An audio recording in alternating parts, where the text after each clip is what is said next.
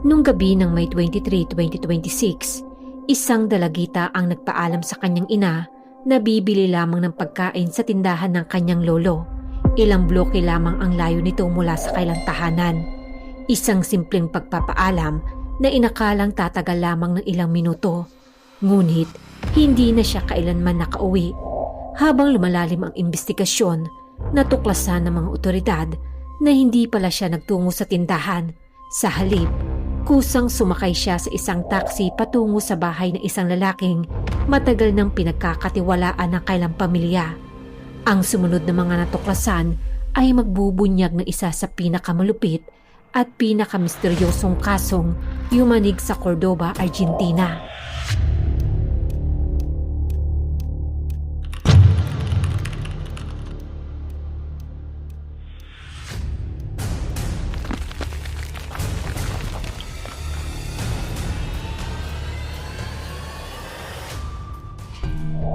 Si Agustina Vega ay isang 14 na taong gulang na dalagita. Nakatira siya kasama ang kanyang inang si Melissa Heredia at ang kanyang 7 taong gulang na kapatid na lalaki sa General Moscone District sa hilagang bahagi ng lungsod ng Cordoba. Samantala ang kanyang amang si Gabriel ay isang dating pulis na matagal nang hiwalay sa kanyang ina. Nung panahong iyon, nakatira siya sa Merlo San Luis at nagtatrabaho bilang driver. Ayon sa mga taong nakakilala sa kanya, si Agustina isang ordinaryong dalagita. Masiyahin siya, mahilig makinig ng musika, manood ng mga pelikulang love story at cartoons. Madali rin siyang magtiwala sa ibang tao. Aktibo rin siya sa social media at madalas na ibinabahagi ang kanyang pang-araw-araw na buhay sa kanyang mga kaibigan. Sabado ng May 23, 2026, bandang 2:00 ng hapon, nagtungo si Agustina kasama ang kanyang inang si Melissa at ang kanyang nakababatang kapatid sa isang lokal na football field kung saan ginaganap ang isang football match. Doon muli nilang nakasama ang 33 taong gulang na si Claudio Valerier, ang dating kasintahan ni Melissa. Mahigit 1.5 taon ding magkasintahan sina Melissa at Claudio bago sila naghiwalay ng maayos. Ayon mismo kay Melissa, nananatili silang magkaibigan matapos ng kailang paghihiwalay. Nung panahong iyon, nagtatrabaho si Claudio bilang empleyado ng Paaralan ng Edukasyong Pantrapiko ng pamahalaang lungsod ng Cordoba. Isa rin siya sa mga naglalaro sa football field nung araw na iyon. Habang pahinga sa laro, nilapitan niya si Agustina at kinausap ito na parang isang nakakatandang kapatid na nagbibigay ng payo. Pinayuhan niya ang dalagita na huwag makipagrelasyon sa isang binatang nagangalang Franco. Pagsapit ng pagitan ng 3:30 hanggang 4:00 ng hapon, natapos ang football match. Mula roon, nagtungo sina Melissa, Agustina, ang kanya nakababatang kapatid, si Claudio at ilang pa nilang kakilala sa kaarawan ng isang kaibigan na malapit lang sa lugar. Masaya ang naging pagtitipon at sa unang tingin ay wala namang kakaibang nangyari sa buong maghapon. Pagsapit ng gabi, umuwi na si Melissa at ang kanyang 2 anak. Akala niya ay doon na magtatapos ang araw na iyon. Ngunit bandang 10:00 ng gabi, lumapit si Agustina sa kanyang ina at hiningi ang cellphone number ni Claudio. Nung mga sandaling iyon, walang hinala si Melissa. Abala siya sa mga gawaing bahay kaya agad niyang ibinigay ang numero nang hindi man lamang ito nagtatanong sa anak. Bandang 10:30 ng gabi, nagpaalam si Agustina sa kanyang inang si Melissa na pupunta lamang siya kasama ang kanyang kapatid sa tindahan ng kailang lolo upang bumili ng empanada. Dahil malapit lamang ang lugar, agad na pumayag si Melissa. Magkasamang umalis ang magkapatid, ngunit makalipas lamang ang ilang minuto, ang kanyang nakababatang kapatid lang ang bumalik sa kailang bahay. Wala na si Agustina. Agad namang tinawagan ni Melissa ang cellphone ng anak. Tumunog ito ng ilang beses bago biglang pinatay. At mula noon, hindi na muling nakontak ang numero nito. Lingid sa kaalaman ni Melissa, hindi pala nagtungo si Agustina sa tindahan ng kanyang lolo. Pagkalabas pa lamang ng kanilang bahay, tumawid siya sa kalsada at nagtungo sa tapat mismo ng kailang tahanan. Doon sumakay siya sa isang taxi. Ang driver na nasakyan niya ay kinilalang si Ariel. Agad na sumakay dito si Agustina at sinabi ang kanyang destinasyon sa Cofoco District sa kanto ng Juan Campistigoy Street sa Figuerero Street. Habang nagsisimula ang biyahe, may napansin si Ariel na hindi pangkaraniwang. Bihira raw kasing makakita ng isang batang babae na nag-iisang sumakay ng taxi patungo sa isang medyo liblib na lugar, lalo na't ganap na 10:35 na ng gabi. Alam din ni Ariel ang destinasyong binanggit na Agustina. Matatagpuan ito malapit sa rilis ng tren, isang lugar na madilim at halos walang tao tuwing sumasapit na ang gabi. Kaya nagdesisyon si Ariel na kausapin ang kanyang pasahero. Doon niya nalaman na si Agustina ay apo pala ni Miguel, isang taong matagal niya nang kilala at pamilyar ang buong pamilya niya rito. Dahil dito, naisip nga ni Ariel na maaaring may sapat na dahilan ang batang babae para bumiyahe na mag-isa nung gabing iyon. At ayon mismo kay Agustina, pupuntahan niya raw ang dating kasintahan ng kanyang ina upang ihanda ang isang sorpresa para kay Melissa. Hindi ibinaba ni Ariel si Agustina sa mismong address na sinabi nito. Sa halip, huminto ang taxi sa kanto ng Figueroa Street sa Campistigoy Street. Habang nakahinto ang taxi, may isang lalaking biglang lumapit mula sa kabilang bahagi ng kalsada. Nakaitim ito ng jacket at nakasuot ng hoodie na halos tumakip sa kanyang mukha. Bumaba si Agustina sa taxi, umikot sa likod ng sasakyan at tahimik na tumayo sa tabi ng lalaki. Lumapit ang lalaki sa bintana ng taxi upang magbayad ng pamasahe. Bago tuluyang umalis ang dalawa, sinamantala ni Ariel ang pagkakataong masilip ang mukha ng lalaki. Kahit bahagyang natatakpan ito ng hoodie, napansin niyang malapad ang panga at payat ang mukha nito. Kalaunan, sinabi nga ni Ariel sa mga pulis na ang itsura ng lalaki ay nagpapaalala sa kanya ng isang kilalang football player, kaya't madali niya itong natandaan. Matapos maibigay ang pera, hinawakan ng lalaki ang braso ni Agustina. Magkasabay silang naglakad palayo sa taxi at tuluyang naglaho sa dilim papunta sa direksyon ng Juan Campistigoy Street. Ang oras noon ay nasa pagitan ng 10:40 at 10:45 ng gabi. Samantala, nagsisimula na ngang lamunin ng pag-aalala si Melissa. Paulit-ulit niyang tinawagan ang cellphone ng kanyang anak, ngunit hindi niya pa rin ito makontak. Sinubukan niya ring hanapin ang anak sa pamamagitan ng mga kaibigan nito, ngunit walang sino man ang may alam kung nasaan siya. Pagsapit ng alauna ng madaling araw ng linggo, May 24, may naalala si Melissa. Ilang oras bago nga nawala si Agustina, hiningi nito ang numero ng dati niyang kasintahang si Claudio.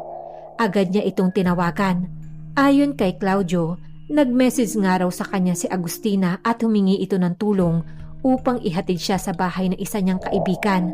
Ngunit sinabi niyang wala nga siyang sasakyan kaya't hindi niya ito napuntahan.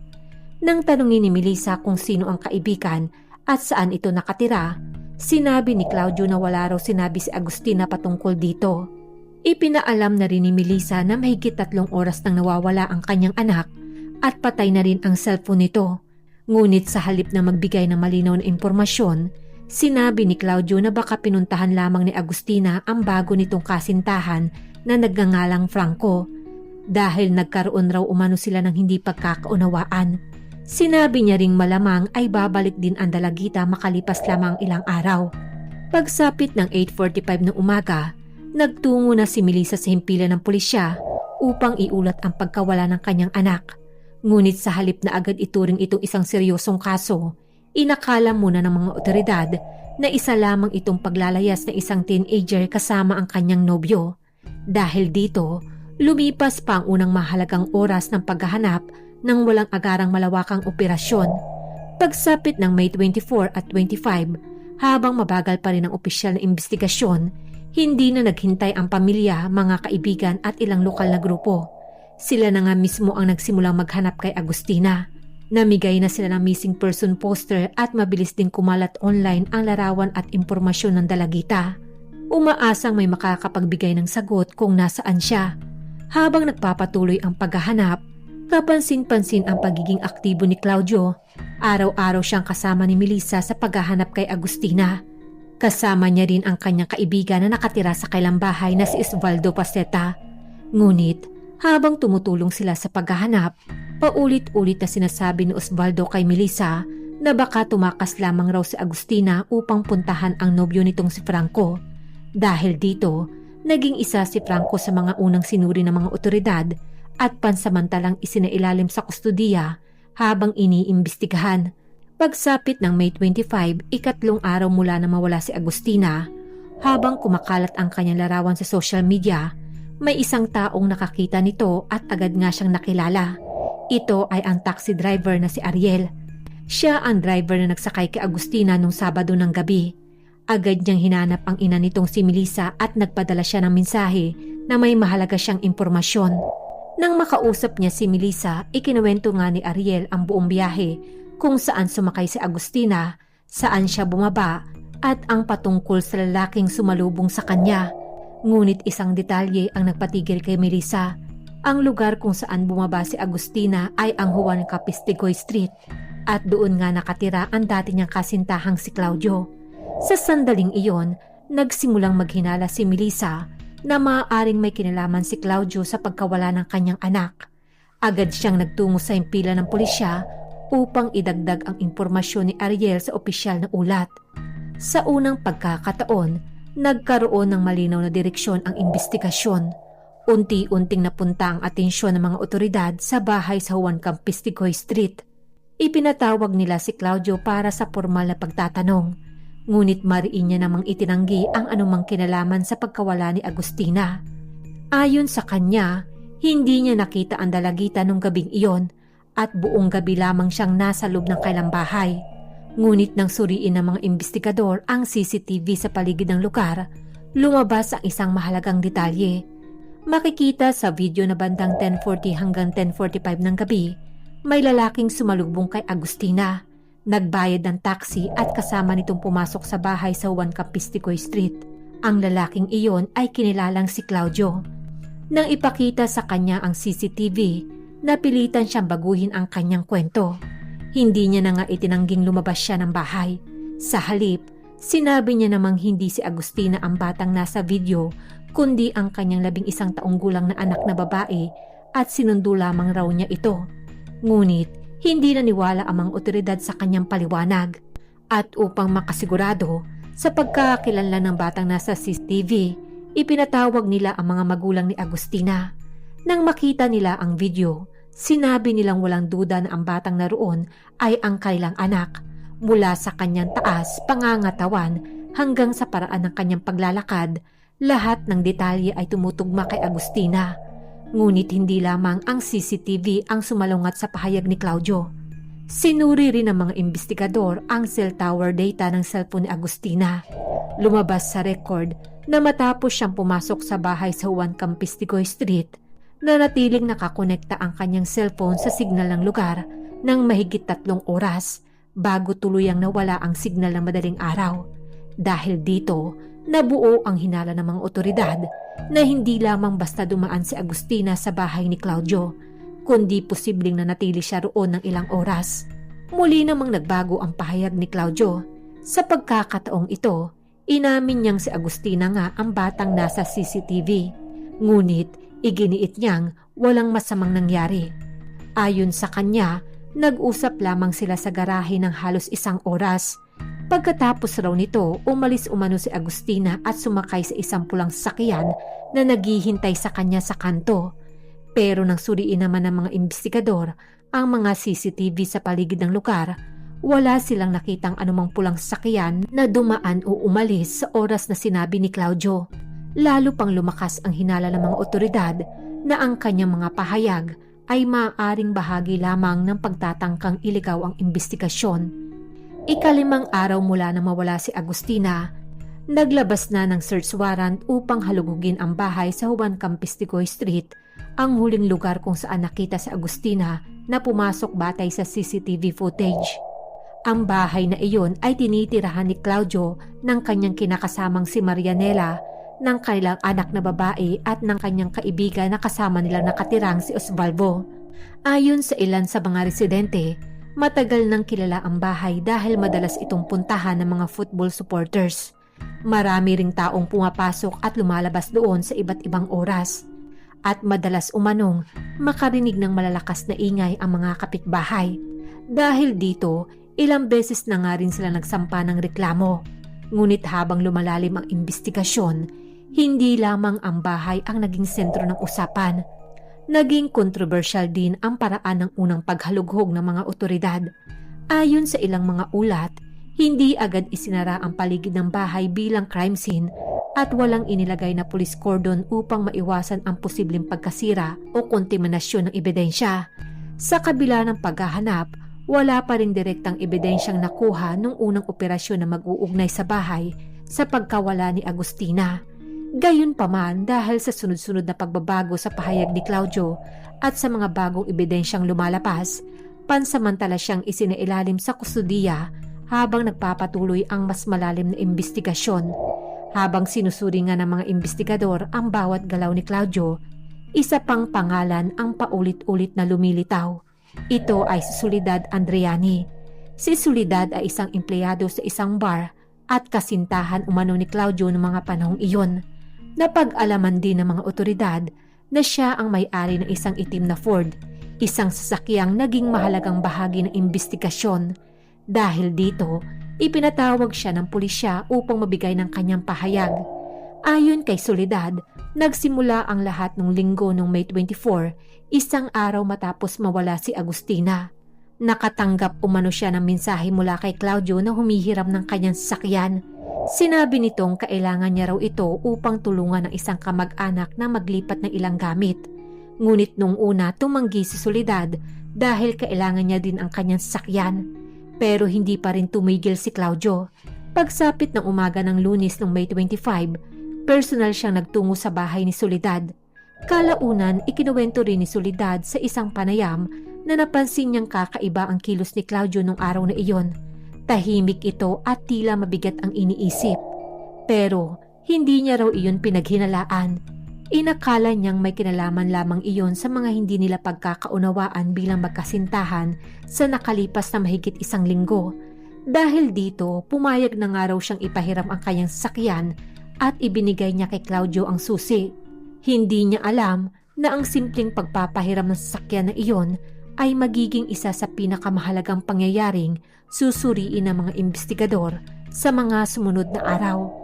Sa pagpapatuloy ng pag-iimbestiga ng mga investigador, isa sa pinakamalaking ebidensyang kailang nakuha ay ang mga CCTV footage mula sa iba't ibang kalsada sa Cordoba. Dito nila natuklasan ang sunod-sunod na kilos ni Claudio na lalo pang nagpalalim sa kailang hinala. Bandang 11:45 ng gabi noong May 25, namataan si Claudio na nagmamaneho ng itim na Ford na sasakyan ni Soledad. Huminto siya sa isang hardware store kung saan nakuhaan siya ng surveillance camera. Ayon sa mga record ng tindahan, bumili siya ng 15 sako ng semento, kasama ang mga buhangin at iba pang kagamitang pangkonstruksyon. Sa kabuuan, tinatayang umabot ng 75 kilos ang bigat ng kanyang mga binili.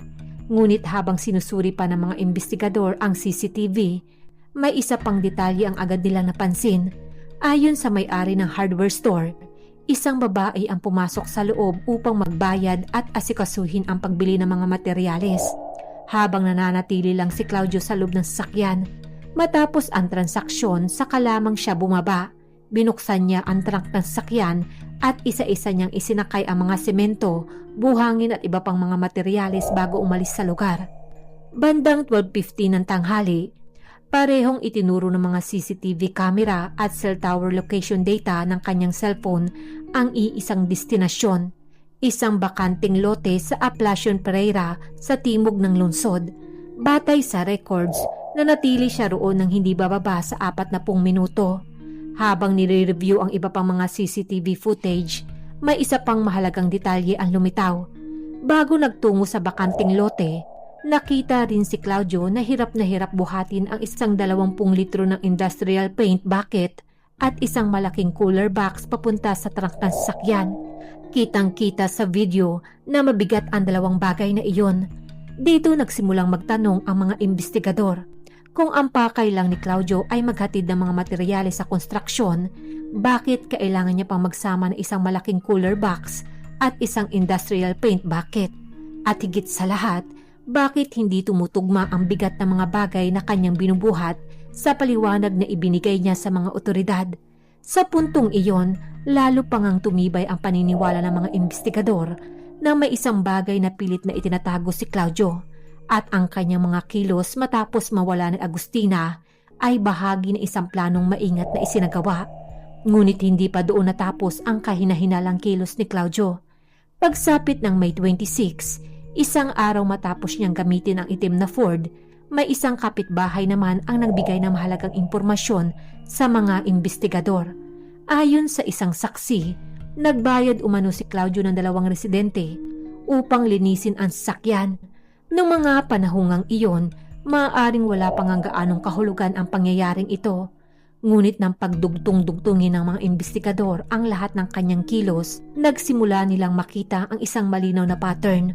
Dahil nga sa mga bagong impormasyong ito, naglabas ng panibagong search warrant. Pagsapit ng Biyernes noong May 29, dito isinagawa ng mga otoridad ang ikalawang masusing paghalughog sa bahay sa 1 Campisticoy Street. Hindi tulad ng unang operasyon, mas masinsinan at mas teknikal ang naging paghahanap nila. Gumamit ang mga forensic expert ng luminol, isang chemical na ginagamit upang matukoy ang mga bakas ng dugo. Kahit nilinis o tinangka na itong burahin, sinuri rin nila ang mga drainage pipe at maging ang septic tank ng bahay upang matiyak na walang ebidensyang nakaligtaan. Nag-spray rin sila ng luminol sa koridor at banyo ng bahay. Agad na lumitaw ang malalawak na reaksyon sa sahig at maging sa mga dingding. Para sa mga forensic expert, malinaw ang ipinapahiwatig nito. Batay sa mga pattern ng mga mantsa, may malinaw na bakas na tila may mabigat na bagay o katawan na kinaladkad mula sa isang bahagi ng bahay papunta sa direksyon ng banyo. Ngunit hindi pa iyon ang pinaka nakakagulat na natuklasan. Habang sinusuri ang drainage sa bakuran, may na-recover ang mga forensic expert na kuko ng isang babae. Kasabay nito, nakakita rin ang mga pulis na isang pala at isang piko sa loob ng bahay. Sa puntong iyon, nagsimula na nga mabuo sa isip ng mga investigador ang posibleng nangyari sa loob ng bahay ni Claudio. Mula sa bahay na iyon, tuluyang nailipat ang sentro ng investigasyon sa isang bakanting lote sa Amplacion Ferreira. Noong May 30, 2026, nagsagawa ang pulisya at mga forensic expert ng malawakang paghalughog sa lugar. Sa operasyon ding iyon, natagpuan ang timba ng pintura at mga garbage bag na naglalaman ng mga labi ng biktima. Agad na sinimula ng forensic team ang paunang pagsusuri. Sa mismong lugar, kinilala ng ama ni Agustina na si Gabriel ang ilan sa mga personal na gamit ng kanyang anak na kasama sa ebidensyang na-recover. Kasunod nito, isa-isa nang lumabas ang resulta ng forensic examination. Ipinakita rin sa ulat na ang sanhi ng kanyang pagkamatay ay mechanical asphyxiation o pagkamatay dahil sa pagkakasakal. Natagpuan din ng mga forensic expert ang mga palatandaang nagpapakita na nakaranas siya ng matinding puwersa bago siya namatay. Mayroon ding malulubhang pinsala sa kanyang katawan na patuloy pang sinuri bilang bahagi ng investigasyon. Natukoy rin ng forensic team na ang paghihiwa-hiwalay sa mga labi ay ginawa pagkatapos ng kanyang kamatayan gamit ang isa o higit pa na matutulis na kagamitan. Batay nga sa mga markang nakita nila, posibleng gumamit na isang uri ng lagari. Napansin rin ng mga eksperto na ang paraan ng pagkakagawa ay nagpapahiwatig na ang gumawa nito ay maaaring may sapat na kaalaman sa anatomiya o pagpoproseso ng mga hayop dahil iniwan nga ang mga labi sa isang bakanting lote at ilan ay natabunan ng lupa. Naapektuhan ang kondisyon ng mga ito ng kapaligiran at ng mga hayop sa lugar. Dahil dito, hindi agad na-recover ang lahat ng bahagi sa unang operasyon. Bunga nito, nagsagawa pa ang mga otoridad ng mga karagdagang paghahanap sa mga sumunod na araw. Ngunit sa lahat nga ng ebidensyang nakalap nila, may isa pang natuklasan ang forensic team na itinuring na pinakamahalaga, ang DNA na natagpuan sa ilalim ng mga kuko ni Agustina. 2 magkaibang DNA ang nakita. Isa dito ay tumugma kay Claudio, habang ang isa ay hindi pa natutukoy kung kanino nagmula. Ipinapakita nito na posibleng lumaban si Agustina bago siya namatay at nakalmot niya ang taong umatake sa kanya. Habang patuloy ang investigasyon laban kay Claudio, may isa pang nakakagulat na impormasyon ang natuklasan ang mga otoridad. Hindi pala ito ang unang pagkakataon na nasangkot ang kanyang pangalan sa isang seryosong kaso. Sa pagsisiyasat sa kanyang nakaraan, nalaman ng pulisya na noong May 2025, 1 taon bago mawala si Agustina, Naireklamo na pala siya ng isang 20 taong gulang na babae sa isang insidenteng may nakakabahalang pagkakatulad sa kasalukuyang kaso. Ayon sa biktima, nilinlang siya umano ni Claudio sa pagsasabing kailangan niya umano ng tulong para magpatago ng malaking halaga ng pera. Dahil naniwala nga siya, sumama ang babae kay Claudio at pumunta sila sa bahay nito. Ngunit pagkarating raw nila roon, biglang nagbago ang lahat. Ayon sa kanyang salaysay, naglabas si Claudio ng baril at itinutok ito sa kanya. Pinaupo siya nito at pinilit siyang hubarin ang kanyang damit. Umiyak at nagmakaawa umano ang babae, ngunit hindi pa rin tumigil si Claudio. Sa halip, sinabi niyang hindi niya raw balak saktan ang babae. Ang kailangan lamang daw niya ay kumuha ng mga larawan at video bilang patunay sa mga taong nagpapadala sa kanya ng pera. Pagkatapos nito, tinakpan ni Claudio ang kanyang bibig gamit ang isang tape at itinali ang kanyang mga kamay at paa bago siya iniwan sa kama. Ngunit, napansin ng babae na hindi mahigpit ang pagkakatali sa kanyang mga paa. Sinamantala niya nga ang pagkakataong iyon upang makatakas. Nagawa niyang makawala at agad na tumakbong palabas ng bahay papunta sa kalsada habang humihingi ito ng tulong. Narinig ng mga kapitbahay ang kanyang mga sigaw. Agad siyang tinulungan ng isang kapitbahay na nakatira sa tapat ng bahay kasamang ilang mga kabataan sa lugar. Binigyan nila siya ng damit at agad rin silang tumawag sa pulisya. Dahil nga sa mga ebidensyang nakalap, inaresto si Claudio at sinampahan ng kaso. Ngunit makalipas lamang ang 20 araw sa kulungan, pinayagan siyang makapagpiyansa. Ayon sa hukuman, wala umanong palatanda ang tatakas si Claudio. Wala rin siyang naunang kriminal na record. Bilang kondisyon, inatasan lamang nga siyang mag-report sa opisina ng taga-usig 1 beses bawat buwan habang nagpapatuloy ang kaso.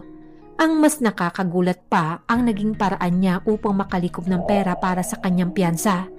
Ayon nga sa investigasyon, sinabi umano ni Claudio sa mga taong nakapaligid sa kanya na ang babaeng nagreklamo ay dati niyang kasintahan at nagsampa lamang raw ito ng kaso matapos mabigong mangikil ng pera sa kanya. Marami ang naniwala sa kanyang kwento. Isa na rito ang ina ni Agustina na si Melissa. Dahil naniwala nga siyang inosente si Claudio, tumulong pa siya sa pangangalap ng perang gagamitin sa piyansa nito. Hindi niya alam na ang lalaking tinulungan niyang makalaya noon ang magiging pangunahing sospek sa pagkawala at pagkamatay ng kanyang sariling anak. Kalaunan, ang detalyeng ito ay naging isa sa pinakamasakit na bahagi ng buong kaso. Ipinakita nga nito kung gaano kadaling maitago ng isang tao ang tunay niyang pagkatao sa likod ng isang kasinungalingan at tiwalang ibinibigay sa kanya ng iba. Habang lumalalim ang investigasyon, hindi lamang si Claudio ang tinutukan ng mga otoridad. Napunta rin ang kailang pansin sa dalawa niyang malalapit na kasamang si Osvaldo ang kasama niya sa bahay at si Soledad ang may-ari ng itim na Ford na ginamit ni Claudio matapos mawala ni Agustina. Kapwa sila inaresto dahil sa hinalang pagtulong sa pagtatago ng krimen. Itinanggi ni Osvaldo ang anumang pagkakasangkot. Ayon sa kanya, wala siya sa bahay nung gabi ng May 23 dahil nagtatrabaho siya at mayroon nga siyang CCTV footage at mga saksi bilang patunay sa kanyang alibay. Ngunit nagduda ang mga investigador matapos malaman na siya mismo ang nagsabi kay Melissa na baka sumama lamang si Agustina sa nobyo nitong si Franco. Isang pahayag na kalaunan nga ay napatunayang walang basehan. Dagdag pa rito, natuklasan rin ng forensic team ang malalaking bakas ng dugo sa loob ng bahay, pati na ang reaksyon ng luminol sa silid na ginagamit ni Osvaldo. Para sa mga otoridad, mahirap paniwala ang wala siyang nalalaman sa nangyari. Gayunpaman, iginiit ng kanyang abogado na inosente siya at walang sapat na ebidensya upang iugnay siya sa krimen.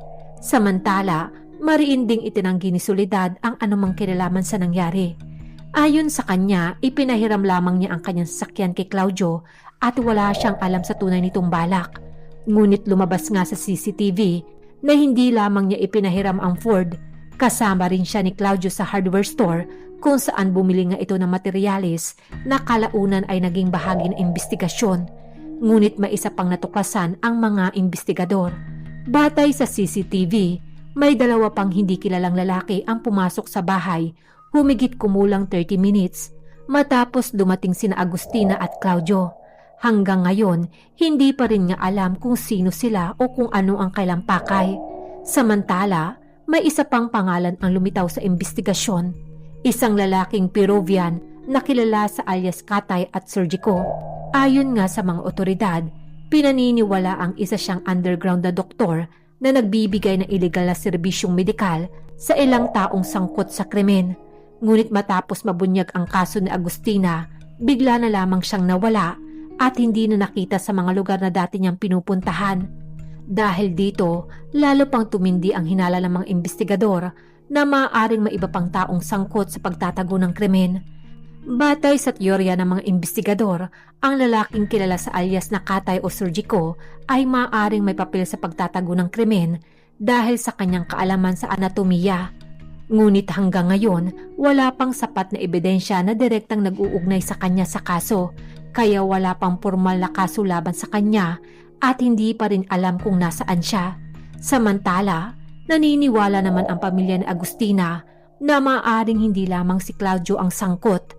Dahil sa pagkakatulad ng naunang reklamo laban sa kanya noong 2025, pinaghihinalaan nilang maaaring bahagi ito ng mas malaking grupo na nagsasamantala sa mga menor de edad. Sa ngayon, nahaharap nga si Claudio sa mabibigat na kaso na maaaring humantong sa habang buhay na pagkakakulong kapag napatunayang nagkasala. Samantalang sina Osvaldo at Soledad ay nahaharap naman sa kasong may kaugnayan sa pagtatago ng krimen. Habang nagpapatuloy nga ang proseso ng hustisya, iisa lamang ang hinihiling ng pamilya ni Agustina na mabubunyag ang buong katotohanan at mapanagot ang bawat taong may kinalaman sa sinapit ng kailang pinakamamahal na anak. Hanggang ngayon, nananatiling ang kasong ito bilang isa sa mga pinakamisteryoso at pinakamalupit na krimeng yumanig sa Argentina. Isang trahedyang nagpapaalala na kung minsan, ang pinakamalaking panganib ay nagmumula sa taong lubos mong pinagkakatiwalaan. Maraming salamat po sa panunood ng kwento ko sa gabing ito. Kung nagustuhan niyo po ang aking kwento, pwede niyo po ba akong bigyan ng isang like at mag-subscribe na rin po kayo kung hindi pa po kayo nakaka-subscribe sa aking channel para lagi po kayong updated sa aking mga susunod na kwentong krimen. Ako po si Denise at see you in my next video.